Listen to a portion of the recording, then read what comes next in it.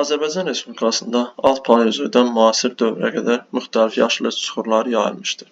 Ən qədim süxurlar alt paleozoya aiddir, Əsr çayı, Zəyəm çayı hövzəsinə. Daha sonra üst paleozoya aid Dərrəyə silsiləsində Sədərək qalxmasına aiddir. Sonra gəlir Mezozoy dövrünün süxurları. Mezozoy dövrünün süxurları Trias yalnız yayılmışdır Dərrəyə silsiləsində. Daha sonra Yura və Təbaşir dövrünün süxurları yayılmışdır. Yura dövrünün qədimdən cavana doğru, yəni zirvədən ətəyə doğru, birinci zirvə, Yura dövrü, zirvədə Kiçik Qafqazın yüksək dağlığı və ərazi və Böyük Qafqazın yüksək dağlığı.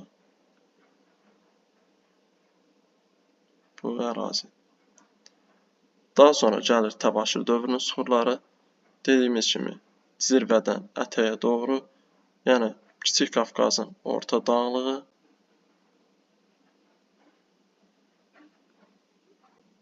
və Böyük Qafqazın orta dağlığı.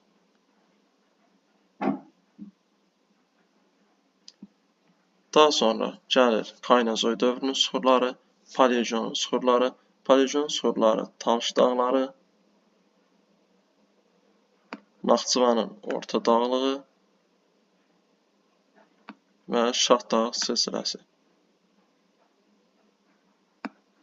Daha sonra Neogen dövrünün süxurları. Neogen dövrünün süxurları 3 ərazidə yayılmışdır. Abşeron, Qobustan, Qusarma ailə düzənliyi, Ceyrançöl, Acunahar. Daha sonra Antropogen dövrünün süxurları. Antropogen dövrlərin süxurları 2 yerə bölünür. Çökmə süxurlar, yəni 4-cü dövrün çökmə süxurları və 4-cü dövrün vulkanik süxurları. Çökmə süxurlar düzənlik ərazilər, Samur Dəvəç ovalığı, Gəncə Qazax düzü, Küraraz ovalığı,